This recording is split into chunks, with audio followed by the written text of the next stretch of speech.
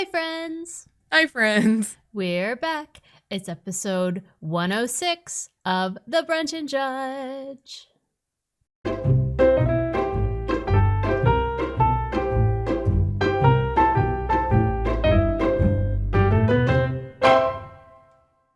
Yay. Yay for us. So welcome. This week, Claire and I will be discussing weird religious things. That's what the wheel said. You're Thanks. welcome.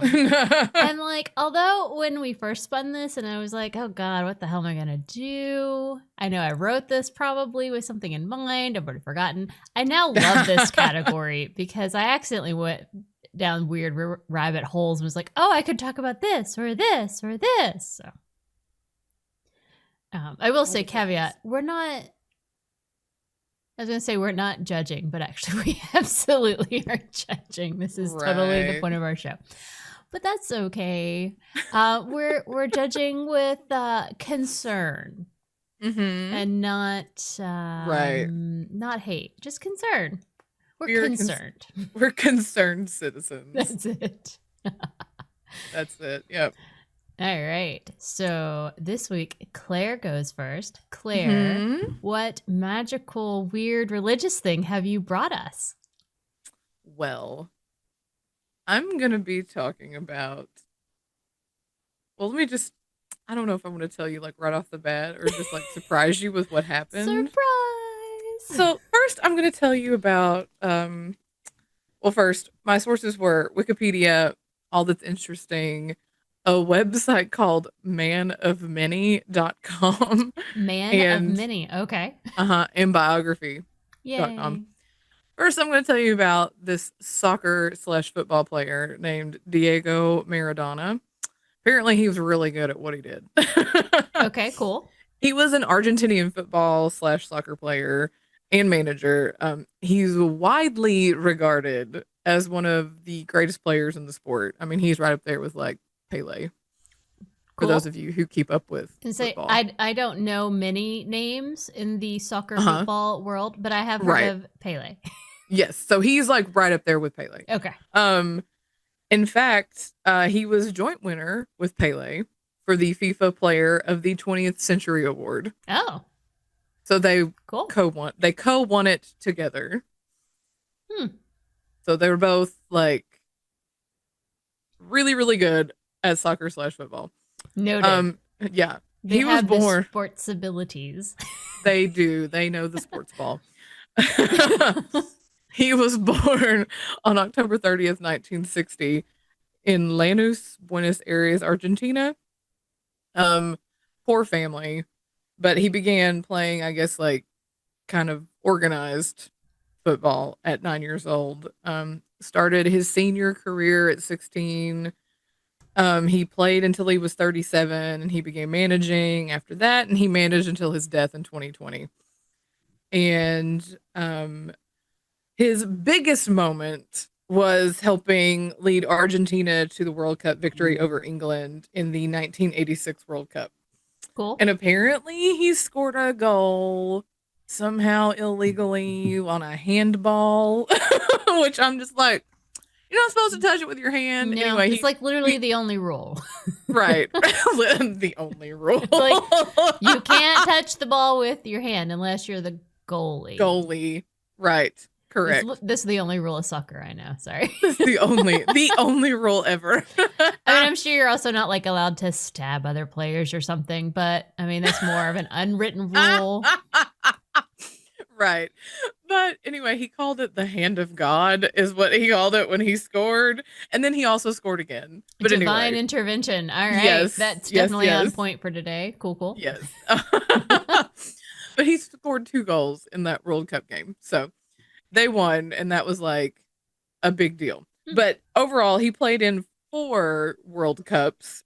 Total 345 goals overall in all his years playing. Damn. 81 assists and 705 official matches.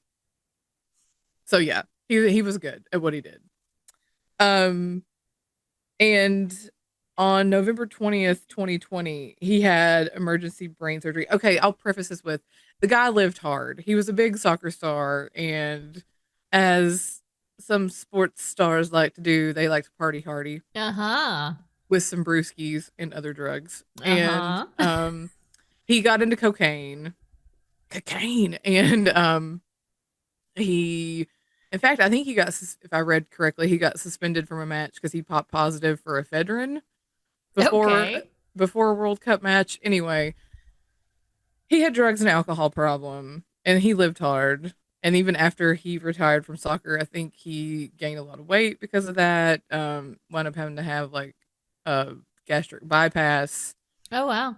I mean, I Yeah, guess that makes sense. Like, you go from working out all the freaking time, and so you're eating a right. lot, and then to not, but Then you're if still you're eating a lot. not, yes, yeah, you Mm-hmm. stop the working out, but you keep the eating habit. That's, yeah, no Mm-hmm. bueno.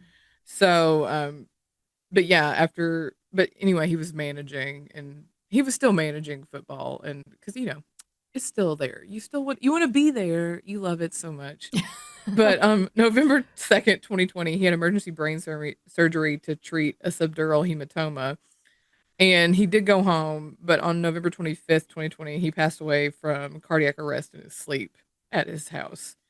And so, because he was such a star, his body lay in state for 3 days at the Capitol. I And mean, wow. Okay. hundreds of that. I mean, this is like Evita. I mean, Right, right. level stuff. Yeah, that's what I think of. Like it's like Evita. That's what I think of when you like his body laid in state. That's like what goes in my brain. But anyway, riots with police happened when they took his body to be buried at the cemetery because Okay. people weren't going to get to see it. I mean, it's like, how Oh my long did you want it god. to lay there? Come on, I guys. just I don't understand the desire to go see someone's body that isn't, close family, friend, or Right. Right. relative, or Yeah. So this guy was a big deal in the soccer/football world. And as we know, football has like the biggest, most ridiculous fans on the planet. I know some people would say like our football fans are ridiculous, but I I would just venture to say I no. just remember being on the subway. We were in Right. France. Is that where we Right. were? And it was like, Yes. Aussie, Aussie, Aussie. Oi, Oi, oi, oi, oi. oi. Yeah. And it was insane. Listen, guys, April and I were in what game was it? I don't I it have was no it idea. was Barcelona versus Arsenal. I don't think it was a World Cup, but it was some I think big. it was we were building up to it or It was something. like, Like it yeah, was like it was an headed important to game. it was headed to World Cup nonsense. But we were in France, and I remember it was Barcelona versus Arsenal, and we were coming back from like we were late, and we were like in the middle of this like car on the subway tube or whatever you want to call it. And on one side was like fans, and on the other side were like Barcelona fans. Who won? I can't even remember. Did No idea. Barcelona?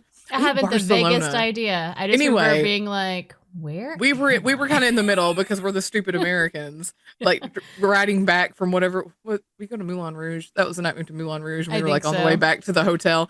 And we were just sitting there, and we got one fans on one side, the other on the other, and one side celebrating, and other people are like totally dejected, and we're just like, are we in the middle of like people who might get into a fight? Like, what is this doesn't feel right.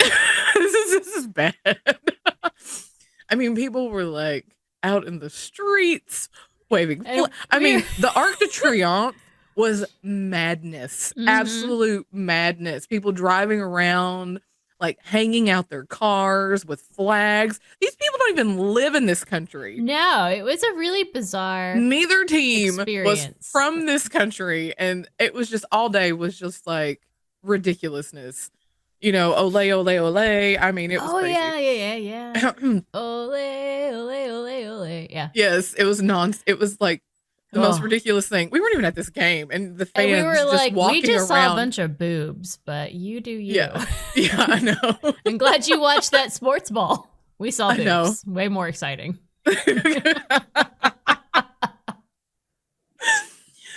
So I would venture to say that soccer fans are way more over the top than like our football fans. So I think it's we all just know, our football fans are. We're a huge ass continent, really, of a country, right? but like we're more contained. We don't Right. spread out and travel to Yes. other countries to see our sports Yeah, like balls. we're just here. We don't like, oh, we're gonna go to another country to go watch our team play. Yes, no, Mm-hmm. I get that.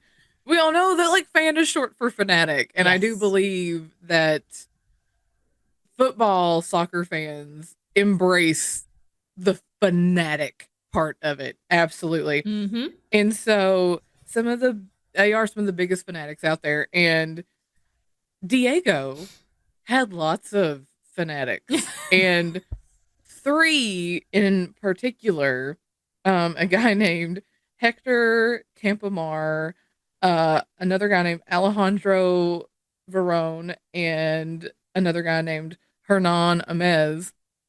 They created Iglesia Maradoni. Let's see if I can say this, Maradoniana, which means the Church of Maradona. No. Yes. No. Yes. This is after he's dead, right? Like No. before he's No. dead. They create the Yes. church before he's dead. Okay. Yes. On October 30th, 1998, which was Diego's 38th birthday. Claire, Yes. I know that by the time this comes out, it will have passed. But in our real timeline here, tomorrow is your big 40th birthday. Would you like me to start a church where it's the Church of Claire? You know what? For like your 40th birthday? You could even take it back to the Latin and call it the Church of Claris. Ooh. Okay, we all know that's where we have to come up with like a really long, bizarre name. Like, I know. You know, the like fullness of times, garbage, or whatever. That's what I was like. Like the that one guy the with firstborn of the fullness of times, and we're like, yes, what does that even like, mean? Some ridiculous long name like that. I'm gonna work on that. That's gonna be my project today. What shall we name our Church of Claire? Yes. But anyway, also, I love that Church of Claire can be shortened to cock.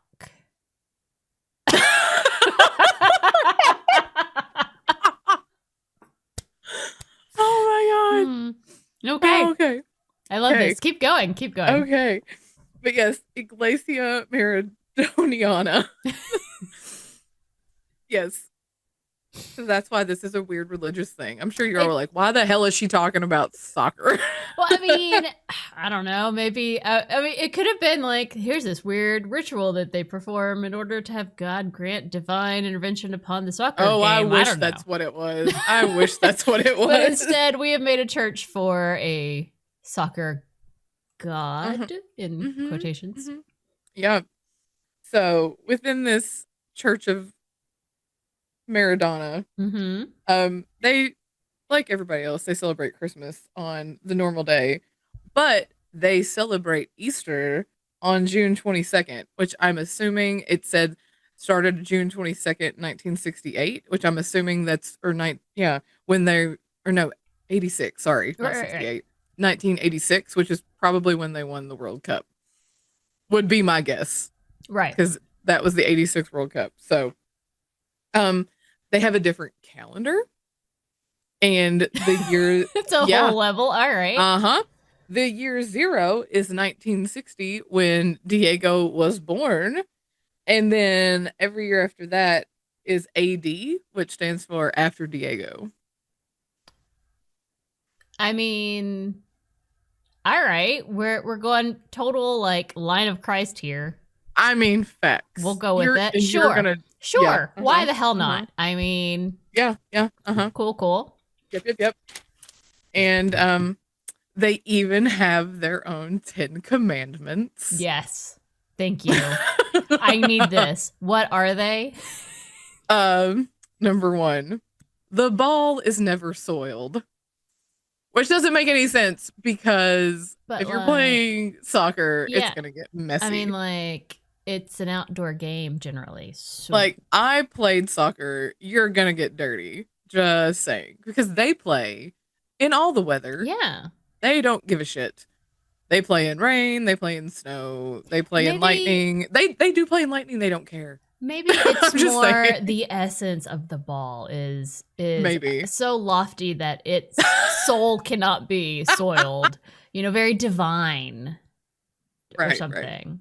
Yeah, maybe that's I mean, I'm soul- trying. the soul Okay. of the ball is never soiled, I guess. I don't know. Number 2.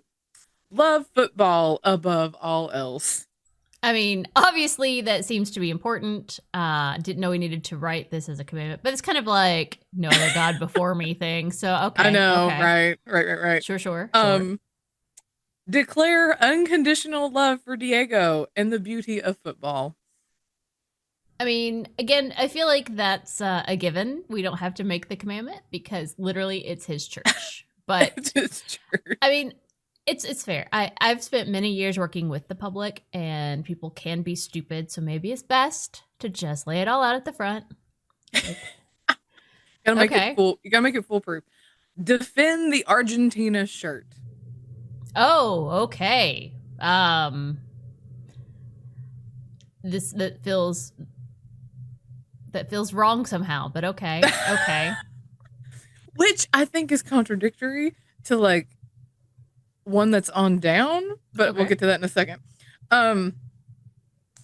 This one is a little ridiculous. Spread the news of Diego's miracles throughout the universe. Is this the whole divine hand of God miracle? I'm assuming. I mean, all right, sure. I'm assuming. I can't judge. And his 345 total goals, I guess. I don't know. I feel like he needed 20 more goals just so that we could have like a goal for every day. Oh, yeah. I like the symmetry of it. He should have done better. What can I say? Honor the temples where he played and his sacred shirts. But I thought we were honoring Argentina's shirt above all others. Well, Deigo played for a bazillion different teams. Okay. He played for a lot of different teams. In fact, 2 of his transfers, he got like the most money a soccer player had ever gotten in transfers. So, yeah.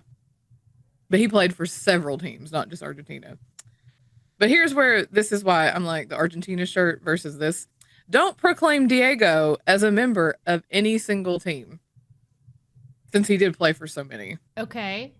But apparently Argentina above all else. I guess because he was born in Argentina. And he's from Argentina. And he died in Argentina. I don't know. Okay. I mean, I feel like I'm trying really hard, and this is just because of how we were raised. I'm trying to like be like Argentina is basically Israel and Israelites, and like trying to like fathom it.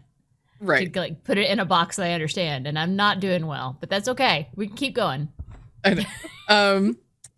Preach and spread the principles of Maradona, which I'm like, what are his principles? And it's like, yeah. Do cocaine and get high? Like, like what? Uh-huh. I don't know. Uh-huh. Mm-hmm. Here, you're gonna love this one. Oh, good. Make Deigo your middle name and name your first son Deigo. Okay. This is where they've lost me. I was sold up to here because I'm like, maybe I don't get it, but like, cool. But like, what is, so like, let's say I want to be a member of the Church of whatever this is again. Do I have to change my middle name to Deigo? I'm sure there's like, is it a feminine version of Deigo? But like, maybe. Deigo. I have to name my son Deigo, fine. But like, what if I have a daughter? Like, how do I show my commitment to this? I'm very confused. Well, I will tell you also about that. Does that mean that my son Deigo has to name his son Deigo, and then we start that bullshit that I hate above all else? Because you know how I feel about that. Yes, you know how I hate when people name their children after themselves, and like the. Yes. I know how much you hate that. It makes me angry. And then don't live estranged from reality and don't be useless. What does that have to do? That we're not in reality here. What? You have created a new reality with a whole new like time schema of how years work. But You don't want. I I don't. What the hell? It doesn't make sense. What have you done? I know. I can't with this. Like, I'm like, I have to do this because April's gonna die when I read this. Okay, and they use Dios for Maradona, but it's D10S because it fuses Dios, which is God, and the number 10, which was Diego's jersey number. Oh God. Okay. This is absolutely like middle school, high school, like name blending shit that's happening right Yes, now, and yes, I'm yes, here for it, but I'm also repulsed by it. yes, yes, yes, yes. And they have like their own prayers, like Hail Mary, full of grace, and Oh all my that. God, do you have any? Give me a prayer. Oh, I need a prayer. I've got three for you. Ooh, okay. So Are there is, there like a specific goal to the prayer, or is it just a prayer? well, there's one called Diego Hour, and this one is Diego of us who are on the pitches, hallowed be your left hand, because that was the hand of God thing. Mm-hmm. Come to us your magic. Let your goals be remembered on earth as they are in heaven. Give us today the magic of every day. Forgive the English as we forgive the Neapolitan mafia. Do not let us fall offside and free us from having this must be another soccer player. Havenlange and Pele, Diego, because they don't end their prayers with amen, they end them with Diego. So that sounds like our Father who art in heaven, Yes, but and like at least be original and create your own prayer instead of like stealing the basically the. well, I mean, because they were all very Roman Catholic. Like Diego was Roman Catholic because Argentina. Well, right, which means that they should know that this is absolutely getting it's like blaspheme, and they're definitely going Oh, to burn in the hell fires of all eternity after being excommunicated. But it's fine. It's not right. heresy at all. Or Right, right. is it? We also have I believe in Diego. Okay. I believe in Diego, an almighty footballer, creator of magic and passion. I believe in Pelusa, our Dios, and that's the D10S, our Lord, which was conceived by the work and grace of Tota and Don Diego. He was born in Fiorito. He suffered under Havilange's power. He was crucified, dead, and badly treated. Suspended from the fields, his legs were cut off, but he returned and resurrected his spell. He will be inside our hearts forever and ever. Believe in the spirit of football, the Holy Maradonian Church, the goal against the English, the magic left foot, the eternal devilish dribble, and in an eternal Diego. Diego. Diego? No. No. But in an eternal Diego, and then Diego. Diego, as in No, like I permanent. get it, but like no. Yes. No. And then there is Dios save you. Hail ball, full of magic, Diego is with you. Blessed are you among all others, and It's blessed Hail is Mary. I know, and blessed is the Diego who won't let you stain. Holy round, mother of football, pray for us players now and at the time of our meeting. Diego. So like there are many times that I feel like I teeter that bridge of is have I crossed the line that if it turns out there is a God who is this particular that like he's gonna just like smite the shit out of me. And like I've never gone this far. And one, I feel like challenge accepted I need to, but two Challenge accepted. but two, I'm like, what the actual hell is even happening? Right. Like I'm on board. I'm here for the Our Father. I'm even here for the bizarre Hail Mary. I'm not here for the one where we're saying that he was crucified and his legs were chopped off because that's very metaphorical, but Right. also just weird and creepy sounding. Yes. And like, do we need to use that word for him? Like, he can still be the God of our made-up church without having been crucified on the field. Right. And he's alive at this point, right? He knows this is happening. Does he know that he has like people worshiping him and I don't know, creating prayers? Yeah, because he didn't die until 2020. Oh And God. Okay. Did he Yeah, like 20 go to this church? Did they like No, that worship I at don't his know. feet? Like They I never need this. I never saw anything that said that he like ever like went to anything with this, was never like associated with this church, but Fascinating. right, right. I know. Fascinating. But you were talking about how if you were a female, there was one One. such member who had twin daughters, and he named one Mara and the other Donna. So, Fine. All right. since he could not name either one of them Diego, I guess, I don't know. Okay. Can you imagine finding out? Like, okay, one, we live in a world where people love to name their children after people that are in the Bible, which may or may not be real. You get to decide on your own. No judgment either way. But like, I always feel weird when people name their children after just like random biblical characters. You're like, okay, you know that Right. that like that was not really like they were sort of good, but like also their story is a little creepy. But you do you.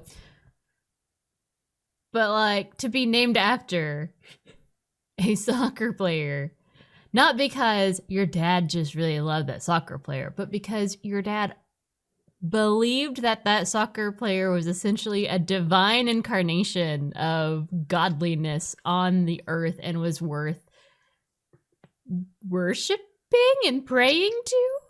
How do you handle that as when you grow up to be like, let me tell you where my name came from? Right. Or you just pretend like it didn't happen. You're like, no, it's fine. But anyway, so this religion has spread to 13 countries. No. Oh, yeah. Mostly. Like, I assumed to be like 30 insane people, but. No. Mostly Argentina and Italy, but I did see United Kingdom, Spain, Mexico, United States was on there. Well, of course. Japan was on there. Oh my God. Do these people tithe? What are they doing? Are there churches they go to? I'm so confused. Know. But I'm assuming a lot of it has to do with the football aspect. And has more than 120,000, and not 100, 820,000 followers. No. 820,000 people. No way. Okay. Yes. Wow. Yes way. Right. So. I mean, that's bigger than most of the cults we talk about. So that is my weird religious thing, is this church that was created around a soccer player who probably didn't even really care or know about this church. Dude, what if it's like some weird parallel to Jesus? Like, what if Jesus also felt that same way? I know he's initially building a church, but like based on what came about Catholic Church, no wonder how he feels about it. Right. Like if he'd be like, I didn't do any of that. You're like, this isn't what I was going for. Right. Exactly. Hilarious. Oh my God. Okay. 13 countries. Like almost 1 million people say they are part of this religion. Mm-hmm. Okay. And I'm just like, but why? I don't think I love anything that much. Which is why I'm just like fanatic. Yeah. This is beyond fanatic. Right. Okay. That was amazing, Claire, because what the actual hell did I just learn today? But I'm also trying to like soak in the fact that there are people who are committed to this. Right. Because like I said, I was like, I'm just going to like give it a second. I'm going to tell you about this guy first, and then I'm going to tell you what happened, because I'm sure y'all were like, why is she talking about soccer? This has nothing to do with religion. Oh, but it does. I mean, like, I don't even know. I can't. I have no more words. I know when I found this, I was like, wait, what? And then I started like diving in, and I'm like, wait, when I saw the 10 commandments, I was like, oh, I'm in. This is it. They've got 10 commandments. I don't even care what these. I don't even care what these 10 commandments say. And then it was like further down, it's like, oh, they got their own calendar. Wait, what? Oh. I mean, like, I know that religions steal from each other, and that's why most religions have a lot of similarities. But I Right. mean, they really were not trying to hide their stealing of the Catholic stuff. Right. And So- then when I saw the prayers and I actually found what the prayers said, I was like, I have to read these. I just love how it's like, Deigo. I know, Diego. Yeah, I was like, what? Oh my gosh. I feel like if I Why? if you know how when you're at a large family gathering, there's always that it's always awkward, and I don't know why, because like families pray, no big deal, but for some reason the large family gatherings where like one person is praying over the food feels awkward to me. Everybody's standing Mhm. around trying to be like, and I feel like the next time I'm at one of those things, and it's usually my dad, and he says amen, I'm gonna go, Diego. I love it. Thank you, Claire. That was amazing. You're welcome. Mm. You're welcome. All right. So I decided to bring you for my weird religious things. Uh-huh. I thought, there's so many ways I could go with this. I thought about doing exorcisms because, like, yeah. I looked at that briefly and I thought, God, that's a lot though. It is a lot, but I was like, I dig it. But instead I decided, what I find more weird than an exorcism? Holy Relics. Okay. Yes. So I got my information from scripturecatholic.com, Oh boy. Daily Art Magazine, the Toronto Star, and historycollection.com. So, Holy Relics. What's the point of a holy relic, Claire? Do you know? I don't know. I really don't. Like, so apparently holy relics are believed that they can heal sick people, they can protect you from harm, death, or, other ailments. I was just like, they're just these things that people think have magical powers. I don't know. Yes, kind of. Like, that's But really like the extent of my knowledge. It's that they think that these relics have been given the divine blessings of God. So usually via the particular saint of the relic. Gotcha. Like watches over it and like aids them specifically, but it's, they're like, hey, this is, a divine blessing and blah, blah, blah. Okay. And they claim this because of the Bible. Are you ready for some Bible verses, Claire? Hit me. All right, so in 2 Kings, Elisha is dead. He's in his tomb. He is bones. And there is a man who's dead, and they throw his body into Elisha's tomb. And when his body touches Elisha's bones, the man just comes right back to life. Yes. In Matthew, the hem of Jesus's cloak was able to heal a woman who touched it, like just touched the edge of his cloak, and that healed her from her quote unquote bleeding that never stopped. I'm assuming that was some weird menstrual thing happening. In Acts, people would bring the sick into the streets and hope that Peter's shadow would fall on them as he passed, and that it would heal them. I remember all these things. Well, that's good. Also in Acts, handkerchiefs and aprons that had been touched by Paul, hate Paul, fuck Paul, that were touched by Paul were taken to the sick to cure them and also drive out the evil spirits. But, what are you going to do?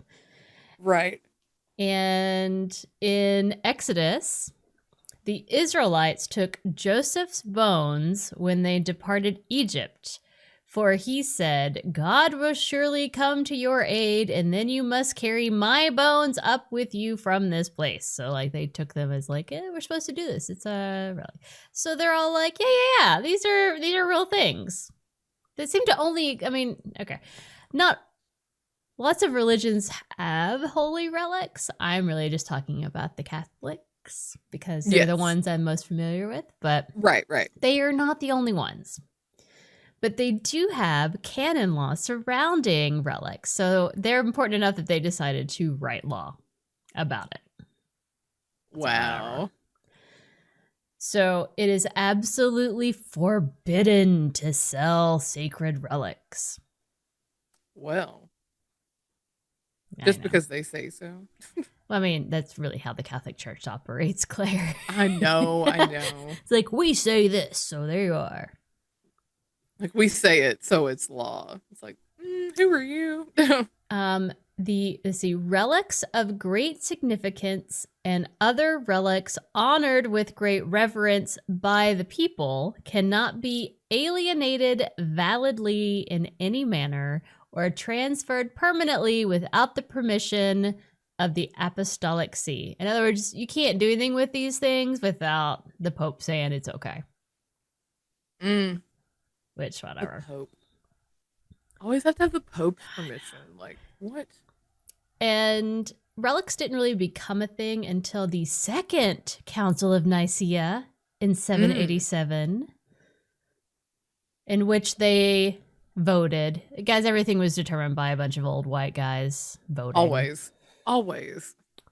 But Still they is. decided at that one that relics weren't a veneration of an inanimate object, aka idolatry, and therefore heresy, and you deserve to die for that.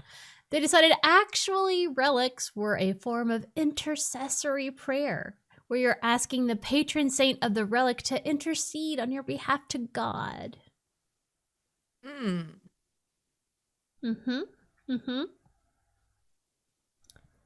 Fun, huh? There's so much things about Catholicism that I'm just like, that's me. I'm always like, wait, what now?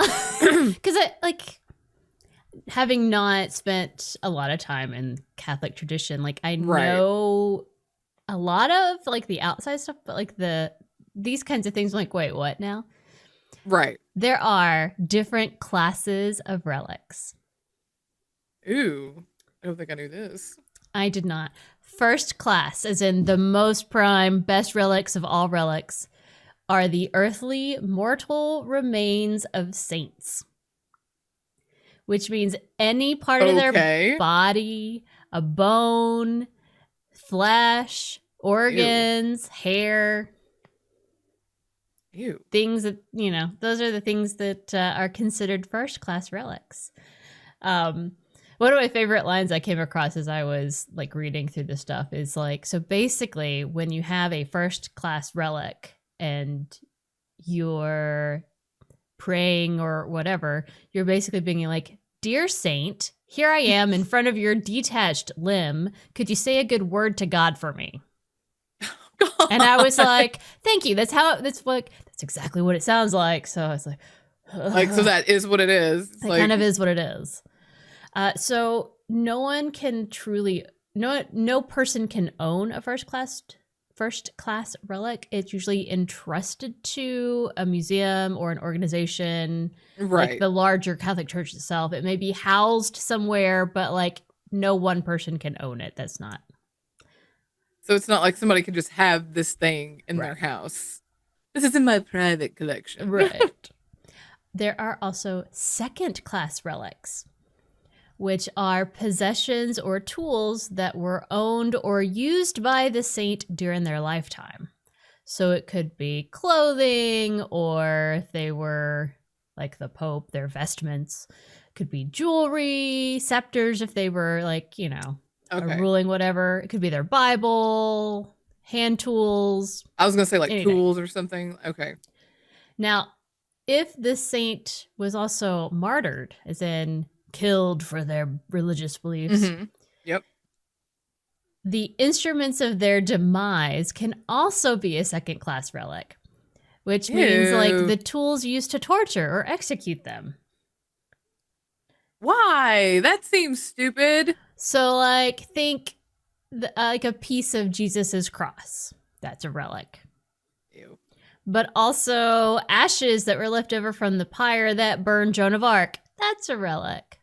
No. Right? It's weird. That's cringy. I'm Okay. sorry. Then there are third-class relics. Now, these are any items, old, new, whatever, that have made contact with the remains of a saint or pressed against their tomb or the reliquary in which the relic is in a pretty box. Reliquary is a pretty box that the relic is in. Yes. Uh-huh. So any item that has like touched a first-class relic is a third-class relic. That makes sense? Yes, but no. Like that seems lazy. I'm sorry. I mean, I'm here for it. But it also can include things like burial cloths that were used in the funeral. It can be the soil that their bodies were buried in. It can be remains of the casket because time, after a while, it all falls apart. Yeah. But then it can be things like pendants or cloth or anything that has been blessed by God. It's got to be blessed and then placed against a first-class relic. So it's not like, here's a piece of pocket lint. I'm going to push it up against, this bone. Okay. It needs to be blessed. Okay. That makes more sense. The blessing. Because I was thinking, you just put a piece of paper. I mean, kind of, as far as I can tell. But whatever. Now, third-class relics can be sold and they can be owned by individuals. Mm-hmm. So people may have a third-class relic. Gotcha. Typically, they wear them. What about the second-class relic? Nope. They can't be owned by people either? Nope. Okay. Can't be sold. Nothing can happen without the church's permission. Gotcha. So, if you have a third-class relic, you typically like wear it or carry it or keep it in order to get, protection and blah, blah. Gotcha. I kind of see it as like having like a St. Christopher's medal. Okay. Mm-hmm. Kind of a thing. Like you wear that for, it's kind of how. Now, there may be a fourth class of relics. This is highly contested. Some people say this does not exist. Some people say fourth class does exist. Some people say these are just other third class relics. But we're going to talk about them anyway. So a fourth class relic might be a piece of a tombstone, like if there's one left. It wasn't really... Like, it's not third class. It's not the soil or anything like that. It's just like a marker. Or it might be an item that's been pressed up against a second class relic. So maybe you take your little pendant and let it chill next to, a piece of Jesus's cross. I don't know, whatever. It's very bizarre. I'm trying. It all sounds very, very extremely bizarre. It's like, what is this? Now, we're getting into it's my second cousin twice removed territory. Like that's what this sounds like. That's where we are. But so some people say that's still a third class relic. Some people say this is not a relic. The church doesn't really decide one way or the other. So there's that. But now we're going to talk about some of the creepy relics that do exist. Ooh, yay! Creepy relics. Mm-hmm. So we have the head of Saint Oliver Plunkett. Why?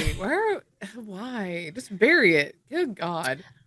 This is great. So he was an Irish Catholic archbishop who died after being falsely accused of treason against King Charles II. So in 1681, he was hung and drawn and quartered. Ugh. And then his remains Wait, so they hung him and then? Him. Yep. So he was dead. He was dead. When they drew and quartered him. Yes, which is a mercy, so. I know, because usually they do that shit to, torture you. I mean, to be fair, he was falsely accused of treason, so, Okay, I mean, I'm not saying that I wanted him to be drawn and quartered. No, but usually, typically you think of the drawing and quartering happening before they're dead. Yes. To me, I'm like, oh, wait, so he was already dead? Okay, cool. So they threw his remains, after all of that, into a fire, but someone decided to rescue his head from the fire. And it was secreted away to Rome for a while, but later hidden in a nunnery in Ireland. And it's on display. Yay. I'm going to throw up lots of fun pictures for you guys. Ooh. Warnings. And apparently there is a scorch mark on his left cheek. Ooh. Don't know why you'd get that close, but teach their own. Another fun relic is Saint Clare. You can view her hair clipping and fingernail trimmings. Doesn't that sound fun? Oh boy. Now, Saint Clare lived in Assisi along with the famous Francis of Assisi. All creatures of our God and King, by the way. You're welcome. Yes. And she was known for her long, beautiful hair that she cut off herself because she was trying to rid herself of vanity. And unbeknownst to her, one of her followers collected it. So now it's in this pretty little box and you can see her hair. And then there's also her nail clippings and like a crystal thing. And I'm going, Ew. Is this a follower or is this a stalker? That's what I was like. She had a stalker. Because She didn't like follow her my ass. she cut her hair and then he's like, mine, precious. I know. Sitting there sniffing it at night. Like, you know. I know, right? Follow her my ass. One of the more famous ones is the blood of Saint Januarius. Oh. Saint Januarius is the patron saint of Naples, Italy. And at the Duomo, they have a reliquary that holds an ampule of his dried blood in it. And it's been there since the 14th century. Oh Now, my gosh. it's famous because it liquefies 3 times a year. It magically, divinely What? changes from dried ass blood to liquid blood 3 times a year. On September the 19th, which is Januarius's day, and December 16th, which is the day of the Naples Archdiocese, whatever. But also on the Memorial Day of his relic reunification, which I don't know what that means. That's just me reading you words. 3 days a year. And apparently, if it doesn't liquefy on those days, it's a bad omen. What? So there are times it hasn't liquefied on those days. And that means that it's not foolproof. Right. Okay, cool. Well, on December 16th of 2016, the miracle of Saint Januarius did not happen. The blood remained solid, and it was seen as a foreboding omen. Mm-hmm. So that was the most recent time that I saw that it hadn't liquefied. I don't know. It also did not liquefy in September of 1939, which was just a few weeks before World War II started. Oh. It did not liquefy the next year in 1940, which is when war hit Italy. Mm-hmm. It did not liquefy in September of 1943, which was Nazi occupation. Gotcha. It did not liquefy in 1973, which was right before an outbreak of cholera. Oh, wow. In September 1980, it also did not liquefy, which was right before there was a huge earthquake that hit near Naples, killing 3,000 people. Oh, wow. So, like, when it doesn't liquefy, get scared. Bad shit's gonna happen. You're just like, just leave. Go somewhere else. But I'm also like, what are we doing? Like, who's making this happen? Like, right. What secret weird trick? What's that one weird trick to make the blood liquefy? Well, I know, right? Ugh. So that one's weird. Then there's Saint John the Baptist's head. Mm-hmm. Heads. There are 4. What was he? Fucking Cerberus? Thank you. So there's one in... Like a Hydra? I mean, oh my gosh, what? There's one in a cathedral in France. There's one in a basilica in Rome. There's one in a museum in Munich. And then there's another one inside of a mosque in Syria. And they all claim to be John the Baptist's head, so 3 of them are liars? Or all of them? All? My favorite one, though, is the one that's in Munich because it's like wrapped in fabric and covered in gems. So like you can't even tell it's a head, but it's pretty. I'm sold. I'm here for that one. Okay. Another fun relic, the tongue and jaw of Saint Anthony. Patron saint of lost things. So Saint Anthony did not He's die. like the only one that I know. Oh, yeah? That's Patron impressive. saint of lost things. I couldn't have told you that. I didn't know. It's like the only thing I know. Well, he did not die a martyr. He instead died from edema, swelling. Like he died.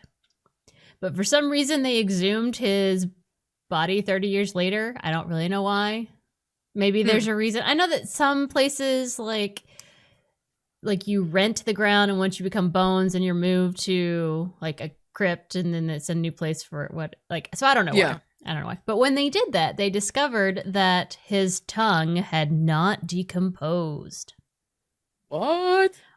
Obviously, divine miracle must have happened. Because obviously, they also decided that he was known for delivering captivating sermons, but how people remembered that 30 years later, I find impressive. So now you can see his tongue and jaw on display at the Basilica of St. Anthony in Padua. And it's okay. Sometimes it goes on a tour. Apparently in 2013, it went on several tours through New York churches. And I'm like, oh boy. Huh. Okay. All right. Sorry, I missed that. So that is one of the fun things. So you can't pay for a relic even on a tour, but what you can do is pay for the reliquary. So you're paying for the container that it's in, not the thing. It's a really, it's very legalistic as far as I know. Semantics. Yeah. And I'm just like, okay, whatever. I can't own the tongue, but I can own the box to keep it in or something. It's weird. It's a weird thing. That's dumb. I know. Take it up with the Pope. What a weirdo. Okay. The toe of Saint Francis Xavier. Ooh. Now, he was we talking big toe or little toe or what? I don't know. I don't know which toe it is. I'll tell you why I don't know, because I didn't want to know after I read this. Okay, that's fair. So he was a Jesuit who converted thousands of people across Asia, from India to Japan, building churches along the way, the normal shtick. And he ended up dying of exhaustion, probably all that travel. But his body, very similar to your story, was put on display so that thousands of mourners could come and pay their respects, which is weird. Yeah, and I know. One of the mourners decided to bite off one of his toes to smuggle it out. Stop. I'm not kidding you. Stop. He bit off a toe of a dead body. Bit it off. O-F-F He off. bit it off. O-F-F off. Oh my God. So now you can see the toe that somebody bit off a dead body. And I can't even. Oh, that's awful. Oh God. Why? I don't my know. God. I can't. I'm sure that I know that grief is a very confusing thing and it's different for everybody and we express it differently and have different whatever. But my God, dear Lord Jesus or Deigo, whoever happens to be listening, I ain't biting nobody's toe off. Like, there's no amount of love and devotion that's going to make me do that. Absolutely not. Dear Lord Jesus or Deigo. Whoever's listening. It's like, Oh my God. Right. Okay. Oh God, no. Mm. The finger of doubting Thomas. Yes. Oh, The that one Thomas. that shoved his finger inside the Blech. resurrected Jesus's wounded side. Uh-huh. You know, it's like That Thomas. that Okay. one. You can Mhm. see his finger. That's a relic because it's like a double relic. Like it's like super extra relic because he himself. He touched Jesus. Well, he himself was a saint. Yeah. So like he's got the saintly relic powers, but Right. that finger touched Jesus and his holy resurrected bloody side. Mhm. So like that's extra. I don't even know. I feel like that's beyond It's like the ultimate relic. the king of the relics or whatever. Yes. Like I feel like that's even more relic-y than like the Shroud of Jesus. Oh, The Shroud of Turin or whatever it is. I did not include the Shroud of Turin because we've all heard that one. And it's just But I feel like weird. this one's better than that because Right? that's just a cloth. Ah. This is somebody's It's like finger. I touched his resurrected dead body. Right. It's all and wiggled it around In his side. Yeah. So gross. Yeah, I'm with you. This is Blah. like the pinnacle of relics. Yeah. Actually, there is one relic that is better, but I'm saving it for last. Oh, okay. But right now, to me, this is like that is the ultimate relic so far. Like yes, nothing better. definitely. Okay. Saint Agatha. Her breasts. What?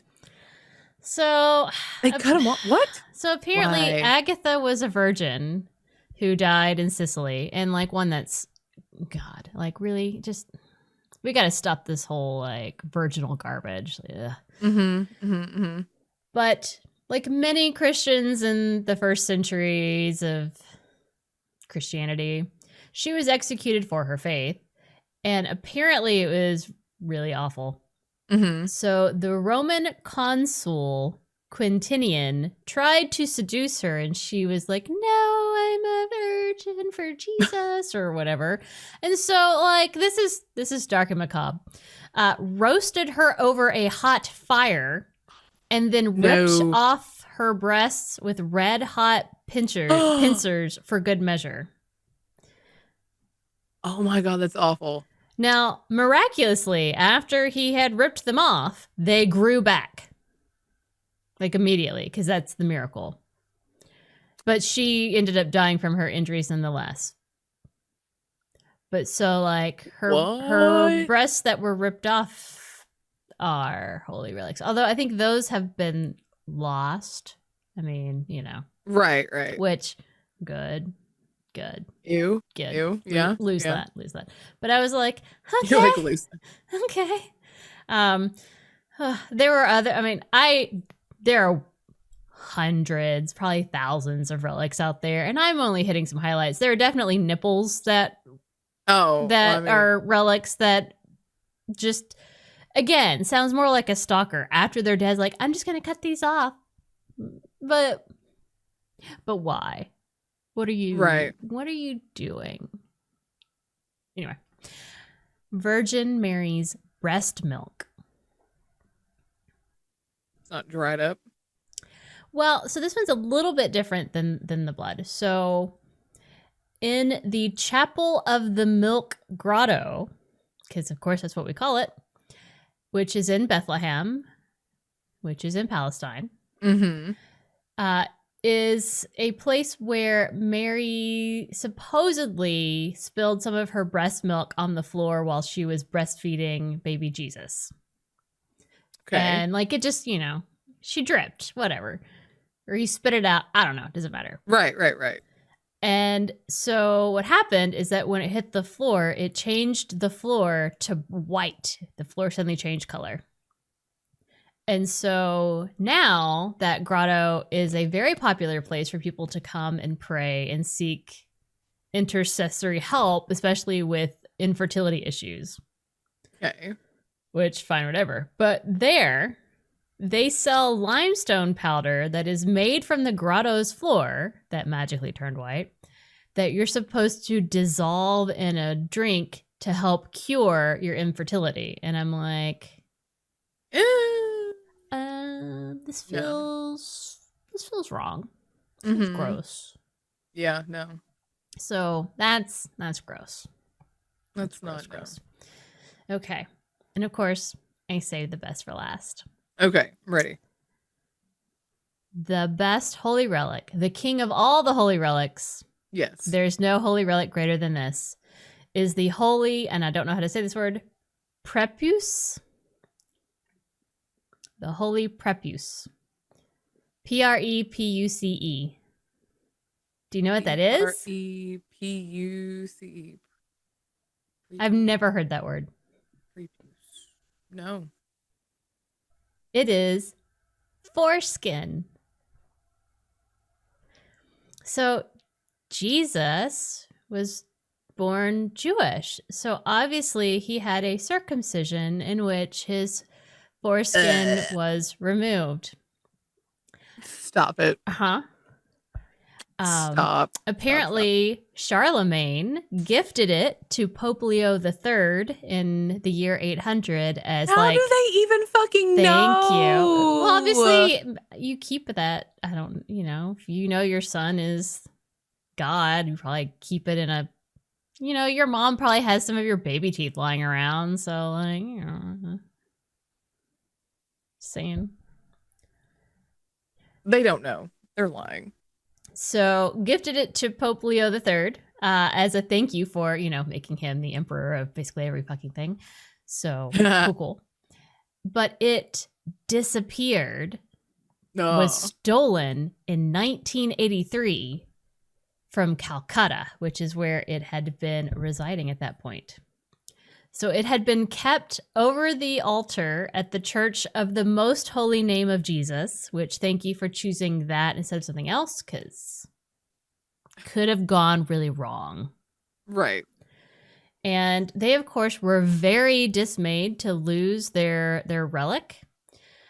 They would display it every January 1st, which is the Feast of the Holy Circumcision, which I didn't know that was a thing. No. Also can't be right. Jesus was born in the spring. So, like, why? Right. So, next New Year's, Claire, I'm going to be like, Happy New Year's. Also, Happy Feast of the Holy Circumcision. Oh, my gosh. And at one point, if you did a pilgrimage to seek it out in Calcutta, because, it was a long journey, obviously, for many, many years.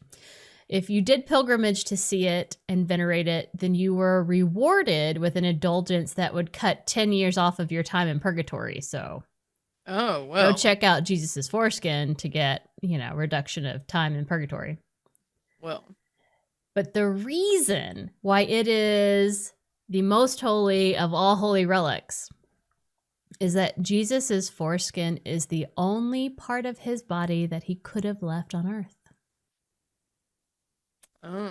Because he died and was resurrected, and so he ascended back into heaven. So it's the only fleshy bit of Jesus that remains. Well. But I will say, we cannot talk about the foreskin or ask the Catholic Church about the foreskin. Because apparently they decreed not once, but twice, that anyone who writes or speaks the relic's name may be excommunicated in order to discourage irreverent curiosity. Wow, that's because ridiculous. Deep down, we are all 12-year-old boys who think that is hilarious. It's like, I got Jesus's foreskin in my pocket. Dear Jesus's foreskin, will you please intercede on my behalf today? Like, what the hell? I know, right? Oh my gosh. And so there you have it. That is my very entertaining story on Holy Relics and the Catholic Church and the fact that Jesus's foreskin got stolen. We don't know where it is. Somebody has that somewhere. Ew. Can you imagine? Maybe you're one of those people who bids on like abandoned storage units and you pick up a thing, you're like, what is this? And it turns out it's Jesus's foreskin. Foreskin. Oh my God. Like, what do you even do with that? Can't sell it. Can't talk about it. You'll get excommunicated. What do you do? Right. Like, ugh, gross. Yay. Oh, so gross. So gross. And that's why I decided to end on that one. Yes, I see why. Mm-hmm. Well, that was excellent. Thank you very much. You're welcome. All right. Wow, we've actually gone much longer than I expected us to go this episode. Cool us. Anyway, Claire, what are you judging this week? I don't even know what you call it, but anyway.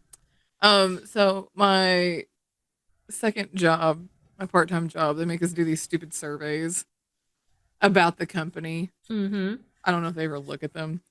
Anyway, we all have clock-in numbers, and you have to enter your number in to take the survey. So it's like So they know who it is? So it's not really anonymous?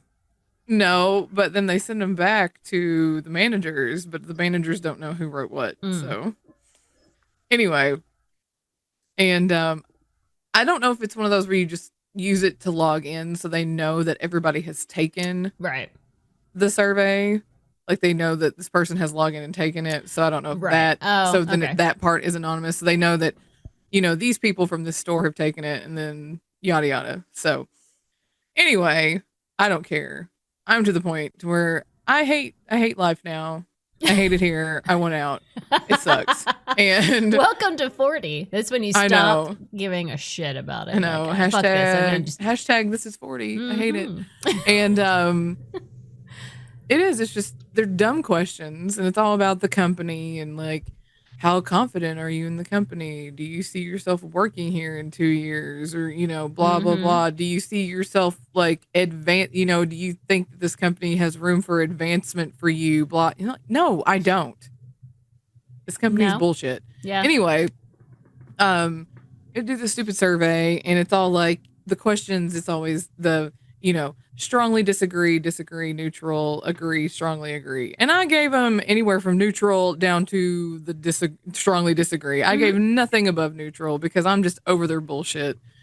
You know, and what really kills me is my manager. She's always like, make sure you give good marks on the survey. And I'm like, fuck that. Make sure you tell the honest truth on these surveys. Because I'm like, I don't know what you think's going to happen if we give good marks. But if you're not honest, then nothing's going to fucking change. Like giving good marks does nothing. That makes them think everything's hunky dory and dandy.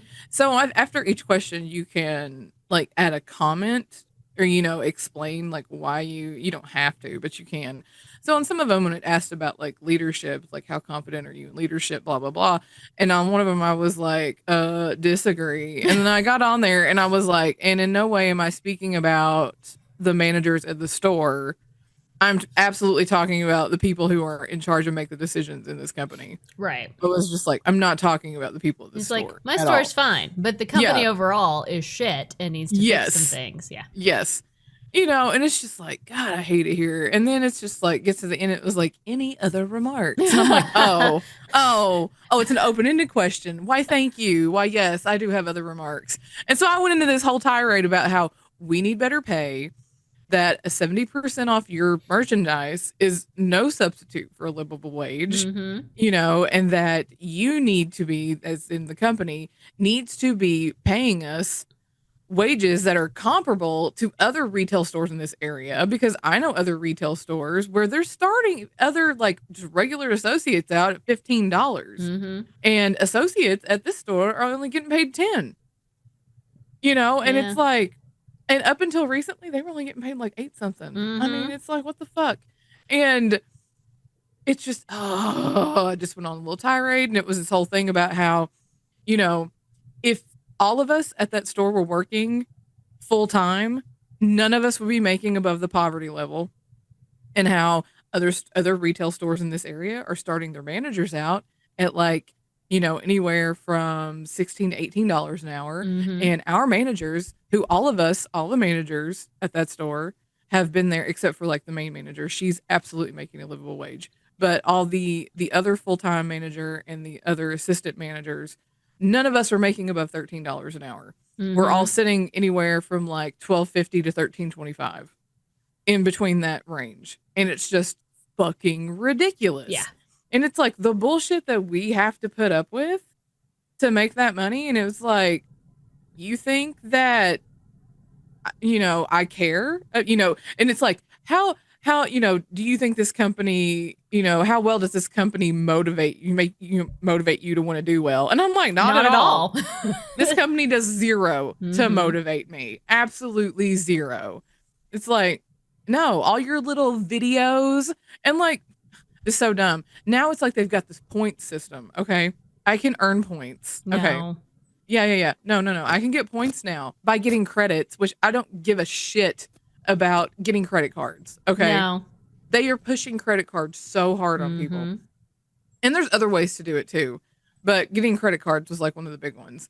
And or getting stylist appointments. I don't fucking care about stylist appointments. Like fuck that shit. Anyway, but you can get points by getting credit cards and all this stuff, and you earn points, and then you can like put these points towards a trip. Like, and I'm like, is this what y'all are doing now instead of giving us fucking raises? Which they said they're not. They're not. Yet. Yeah. It's like, but you are. Or you can like, you can get other things. Like you can go get iPads or, other electronics or other bullshit. And it's like, nobody's going to like make enough points to like pay for, and you can use these, you can like get trips and like take multiple people. It's not just for you. You could like earn enough points to take a trip for your whole fucking family to Disney World, and I'm just like, but how many points? I mean, nobody who's a part-timer could ever earn enough points. Somebody who's full-time, who works themselves to death probably could, but it's just that kind of bullshit. And it's like, then when they actually do give you a raise, when they do give you a raise, it's always some bullshit. It's like 2%. It's like, oh, it's a quarter. Oh, well, try not to spend it all in one place. And then, then they, like, my boss tells me, like, oh, well, we don't need to tell anybody what your raise was. Don't talk about your pay. And to which I say, that's illegal, right? Yeah. And for any of you who don't know, anybody who tells you that it's illegal or that you can't talk about your pay, that's illegal. They cannot tell you you're not allowed to talk about your pay, and you can absolutely turn that into the labor board. And should you document that shit, turn it into the labor board. It's because I said that to her the last time. I said, it's illegal for you to tell me that I can't talk about my pay, and she got super incensed with me and was like, "Why would you want to do that? That's it's like not classy to talk about your pay." And part of me is like, I get it. She's so old school because she's in her 60s. Boomer. And it was very, Boomer. Oh, 100% boomer. It's the boomer mentality of, that's part just of it, not polite to talk about your pay. I'm like, that's how we kick people and keep them down, is if we're not saying, hey, I'm making $3 more than you, and it's 100% because... and honestly, I don't feel like she has that mentality about the keeping people down. I don't think it is. No, but that's honestly what happens. Oh, yeah, that's absolutely what it is. For her, I think it is that whole... She was a woman, and it was very much like, oh, it's trashy to talk about what you make with your coworkers. Like, that's the mentality that they've ingrained in her. And that, and now I'm like, no, I will tell anybody here, I make $12.75 an hour at this fucking job. And, and they're going to make me come in when it's fucking snowing outside and the roads are icy and they've not had a goddamn sale all day. And you're going to make me steam? That motivates me to do nothing. Okay, nothing. Yeah, no. I did write something about that too. In one of the questions. I can't remember what the question was, but I made a comment about how they need to, it was like how much do you think the company cares about people? Right. Or something like that. And I said, not at all. I said, because you don't pay your employees enough. Right. And you make your employees come in when there's inclement weather to steam clothes when they haven't had a sale all day. And I said, that's wasteful. And then I made another comment about how, and I don't know if I told you this, we had shoplifters. Did I tell you about this? The shoplifters several weeks ago? We had shoplifters blatantly shoplifting, not even trying to hide it. Like, this woman came in with like a shower cap on and was like stuffing panties up under her shower cap and stuff. And so one of the associates saw it. She went back and got the two managers, and they came out and they were trying to be like, oh, can we help you with anything? And these people were like, no. And then they went over and they were just acting like they were calling the police. Didn't actually do it. Right. Acting like it. And so the people left. The people who shoplifted went and called corporate and complained, lied, and said that our employees blocked the door to keep them from leaving, threatened to lock them in, which we would never do that. Like No. we're told never to confront shoplifters like that. You can't tell them not to leave, because you don't know who has a gun, who has a knife, whatever. It's safety, yada yada yada. Anyway, complained. The company gave them a fucking $10 gift card. For shoplifting? They got rewarded for shoplifting? Yeah, of course they didn't tell God. them. Of course they didn't tell them they actually shoplifted. They just said that we accused them of shoplifting. Oh my God. And then and did all that nonsense. Well, then it came back and they had to get the people who were there when it happened to write their statements. And of course they were like, well, they were actually shoplifting and they stole a bunch of panties.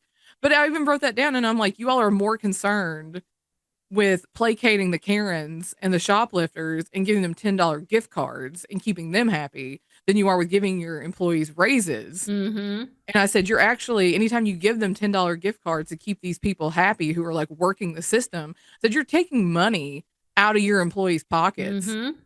I was just like, I'm done. I'm done with being nice and letting corporations know that you're treating your employees like shit. And you want to know why you've got such a high turnover rate? There it is. Yeah. Yeah. Absolutely. I mean, the only reason I'm saying at this point is because I like the people I work with and they accommodate my schedule really well. That's where I'm at. Well, I get it. It's almost like right now I'm stick with the devil you know instead of dealing with the devil you don't. It's that kind of thing. But it's just jeez and crow, guys. I just, It was everything about taking that survey last night just incensed me. Of course, I was already in a bad mood because I had a lady, this woman's actual name was Karen, called in and yelled at me over the phone over some bullshit about her bras. I mean, was yelling at me. And I'm just I don't know who did this to upset you, but it wasn't me. And yada, I think yada. that's one of the things that has always annoyed me is that the people who have to deal with the worst of the shit that has to deal with the customers, the people and the complaints and the issues that actually rise up during a normal work day or whatever are almost always the lowest paid people. And I'm but it's because especially working at the library, I'm but I'm literally the one that's doing everything. I get you're back there planning some stuff or whatever, but I'm out here and I'm answering the phone and I'm answering the questions and I'm walking them to the places and I'm dealing with the parents who are screaming at me because I told their kids to not run or whatever. Right. But I'm getting paid nothing. Okay, cool. It's very irritating. I hate that. Yeah. Which is why when I finally did America. rise up into the land of higher management, I told everyone, you do not deserve to get treated that way. You let me know. I will happily go yell at them. I will happily be the person that they yell at. I will happily call the cops because I don't give a shit. I'm jaded. Yeah, and I think at some point I probably could have told that woman, especially when she starts yelling, because I know that my manager doesn't like it when people start yelling at us. Definitely if they start swearing at us. That's unacceptable. We can be okay, you can just say, you're not talking to me like that. You can hang up. I mean, I probably could have said something with the yelling, but I was just trying to find corporate's numbers. So just give her that number, go call a complaint. I don't give a shit. So she didn't give her a $10 gift card. I don't care. Fuck you. But it's just damn the man. That's where I'm at. Fuck the patriarchy. Damn the man. Corporations are just fucking stupid. Yes. They make stupid decisions. It's for example, we're getting ready to launch a new bra. And then it was hours before they were getting ready to do all this shit. And then all of a sudden it was pull it off the floor. Because when you put it on, it has a wrinkle. And I'm how are you just now figuring this out? Because you all were running test bras months ago. And now we have all these boxes in the back of bras. And it was just don't sell these, wait for further instructions. Which you know what they're going to tell us to do probably? Just cut them up and throw them in the dumpster. I hate that shit. Donate that shit.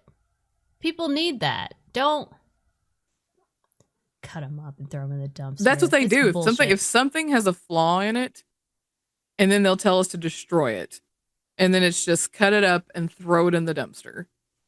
What, again, that makes no sense to me because they then can get, I mean, like it's just a loss for them. Yeah. Whereas if they donated it, they get the credit for like charity garbage. So like donate it. Because there was one, they started doing like pop culture t-shirts, and one of them had like, it was Friends based, and it had like, you know, those ones that'll have like the names of people, and it'd be like so and so and so and so and so and so and so and so. And this one was Friends, and so it was like all the friends, and then the last one was like and Phoebe. They spelled Phoebe wrong. Yeah. So we had to pull all those off. I love that so much. I know. That's amazing. But yeah, it's just that kind of nonsense over and over and over again. And I'm like, don't ask me to take a survey if you don't want me to be truthful, because I'm gonna, you know, because sometimes on one of the last, not this survey, but one of the last ones, they specifically asked about like the store you work at versus like corporate, but this one was more general. Right. And so then I went in and clarified. I'm like, I don't have problems with just my to be very store. Specific. My store's fine. It's you people. You people yeah, suck. It's not my store. It's you all making stupid decisions and making us do stupid shit. Like, oh, I fucking hate it sometimes. It's just, you know, they make us watch all these dumb videos, and I'm like, why am I here watching this stupid video? This is, you know, oh, it's part of your training. I'm like, ooh, a 2-minute video is supposed to fucking train me? Wow. Wow. That's great. Yeah. Good job, guys. So glad you're up on the training. Yeah. It's just, everything's so asinine and dumb. And it's like, how many millions of dollars did you spend making this fucking video? That's fucking useless. That's where I'm at. I'm like, how many other, like, you all are just wasting money, I don't, like, how many millions and billions of dollars are y'all wasting on all these promo materials, on your signage? Because let me tell you what, there was a whole time of year where all the signage was yellow with white lettering. Okay. And I'm like, you can't read it. So like, don't you have accessibility people who say things like you can't put white font on a yellow background because that's 101.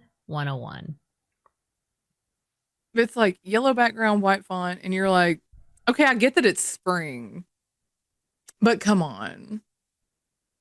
Who did this? This is dumb. I'm gonna hang this in the window and you can't even fucking read it from the parking lot. You're so stupid. Because because, you know, my other job, I work at a sign shop, and I'm just like, that's like one of the first things you fucking learn.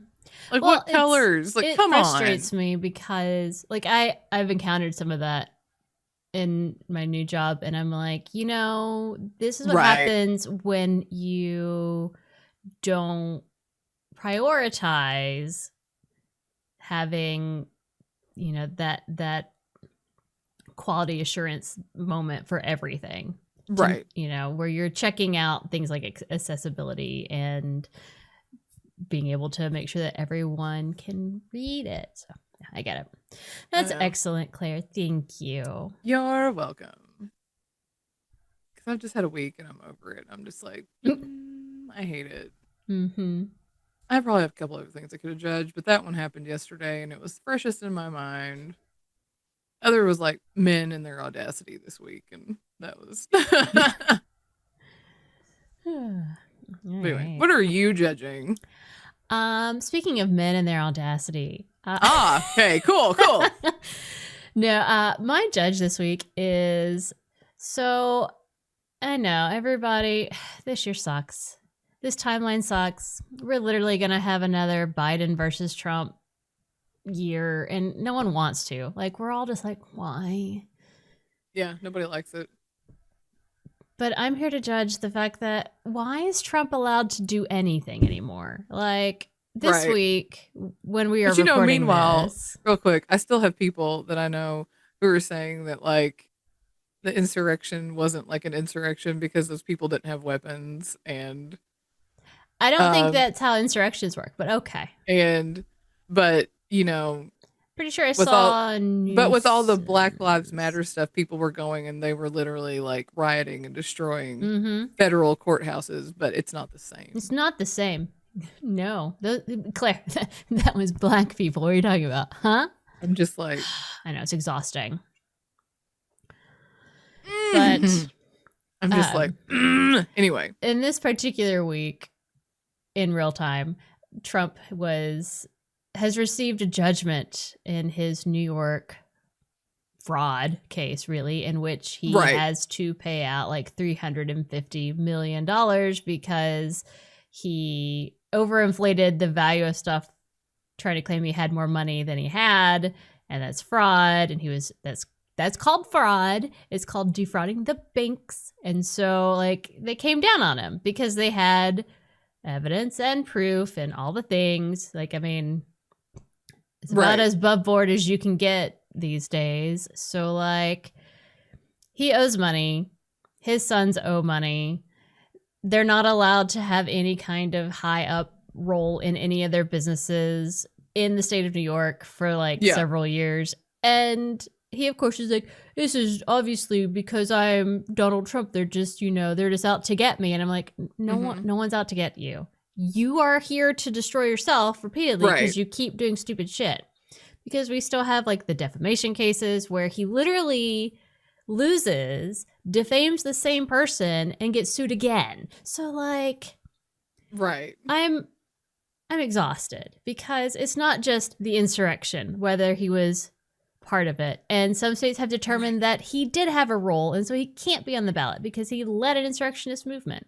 And remember how we all cared about states having control over shit? Anybody remember that? We gave a shit about that. Well, here we are. This is what happens when we let states have control. They get to decide that he's an insurrectionist and can't be on the ballot. So there you are. Yeah, because that was the whole, abortion doesn't need to be a national thing. It needs the states need to decide. So states are deciding. Uh-huh. Yeah. Yeah. Coming back to bite you in the ass. And then we have, the whole Georgia thing where does Donnie not like the rules that he made? No. Are his rules coming back to bite him in the ass? Oh, no. I'm sorry. I'm sorry. But not. Sorry, not sorry. Well, and then, it's never ending. Like he's literally, like threatened a voting worker and tried to get election officials to lie and do and like documented, recorded things.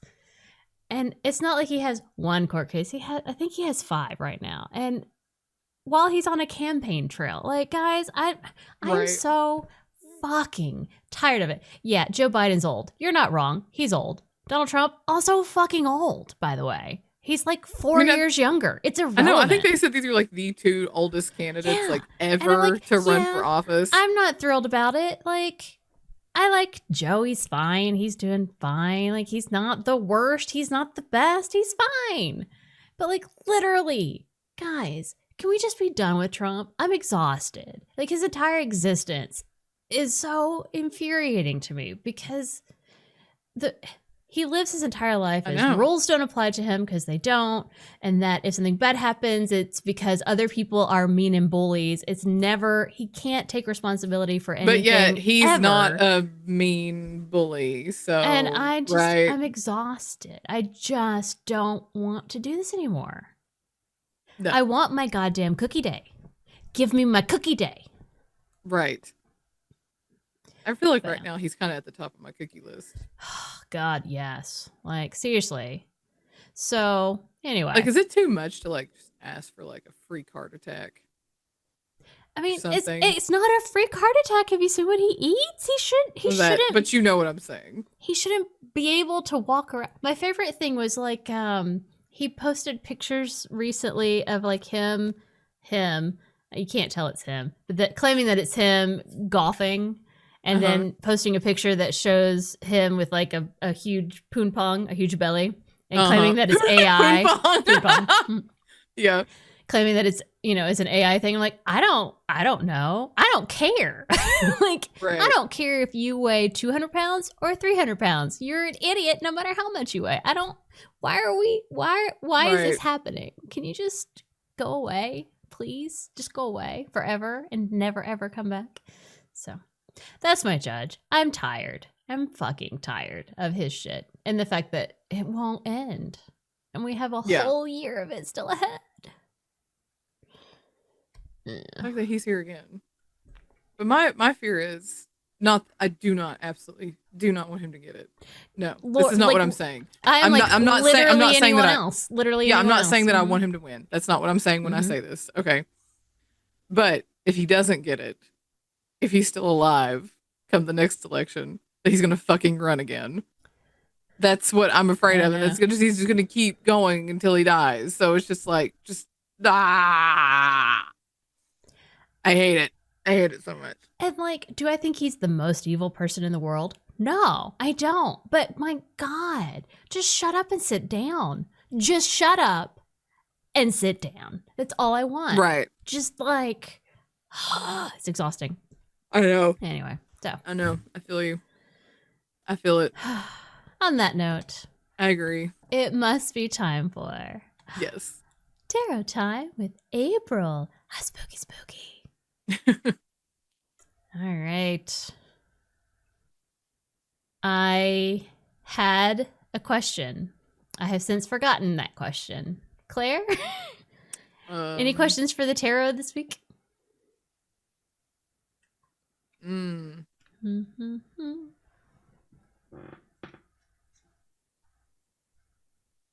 I really need to move this closer to me so that I can still be in the camera. Oh, because you're like... But I keep it set up all the time now, so I'm like, blah, blah, blah. Oh, here. Mm-hmm. I have all this junk going on. How's all my medical stuff going to turn out? Ooh. All right, tarot cards. Claire's medical journey. Let's talk about her medical journey for the next couple months here. I know. For all of you don't know, I've got a bunch of junk going on. All right. Wisdom teeth, cavity fillings, probable root canal. We have the 7 of Pentacles inverted. Gotta go see a hematologist. We have the Hanged Man inverted. But then we have the 2 of Pentacles. I'm gonna be copay poor before this all said and done, as my mom said. So yes. Dermatologist. I've got all the appointments. I have so many appointments in like the next 3 or 4 weeks. I'm just like, might as well take off work. Why am I even here? Okay. 7 of Pentacles inverted. Just so that you know, 7 of Pentacles, when it's upright, is the little red hen card about the hard work and it all paying off. Okay. So this card is not really the card of procrastination, but close. If it's the card of procrastination, that's why I'm here. Because I didn't go to the dentist for 17 years, so fillings and the cavities and the wisdom tooth wasn't an issue until now. So until it was, yeah. Yeah, and the root canal thing was my tooth broke, and so that wasn't that just happened in the past year. So anyway. It says that when this card comes up, people need to think about the long term instead of the short term. So guys, think about the long term instead of the short term. Okay. All right. The Hanged Man inverted. Did we have that last time? It is I don't remember. It is recent. The no pain, no gain. It was recent. You have to put forth effort in order to make strides. You have to have some sort of clarity in order to see the best way to go. It comes up a lot when people are standing still and blaming all of the action on other people. It's a reminder to take responsibility for yourself in your life. Well, I am. Not blaming it on anybody. It's hilarious. Okay. These are pretty on point. It's how you got into your journey. You're like, fine, God, I put it off too long, and now here I am. It's my fault. Damn it. I know. All right. Okay. But that's okay, because we're going to end with the Two of Pentacles. And it is about juggling. Happily juggling. Handling money, family, your home, your job. Doing all this well. Balancing yourself and your partner's needs. So it looks like it indicates that there has been serious turmoil, but you're dancing. Oh, well. Let's see. Regardless of the chaos, you're going to handle the responsibilities, time, money, and obligations with no problem. You've got this all well in hand. Well. So Bad it's not like a money card. I was like, oh, you're gonna have money to pay for all this. well, but it sounds like it's saying it's gonna be okay. You're gonna be able to do it all. It'll be a juggle, but you're not gonna be freaking out about it. It's gonna be okay. Okay. Well, I hope and so. maybe that's the best we can hope for. I know, right? Like you're gonna squeak by. Squeak by like I always do. Don't we all? All right, Wheel of Fate. What do you have in store for us for next week? It's gonna be something different. We have... Oh, we've never had this one. Badass neurodivergent people. One of Ellen's suggestions. So that's exciting. We've not done this. No, we've not had this one. That'll be fun. Awesome. Cool. Neurodivergent. So awesome. All right. Be sure to join us next week when we talk badass neurodivergent people. That's going to be fun. I don't know that I've ever really gone on that dive to look specifically there. So me cool. either. Well, join us next week as we talk more fun, crazy, wild things. Because that's what we do. But until then, you can find us in all the things and at all the places at Brunch and Judge. Please follow, like, comment, subscribe. And you can send us any topics for the wheel or any stories you'd like for us to cover to us at brunchandjudge@gmail.com. So until next time, keep on brunching. And keep on judging. Bye. Bye. And keep an eye out for Jesus's foreskin. Deigo.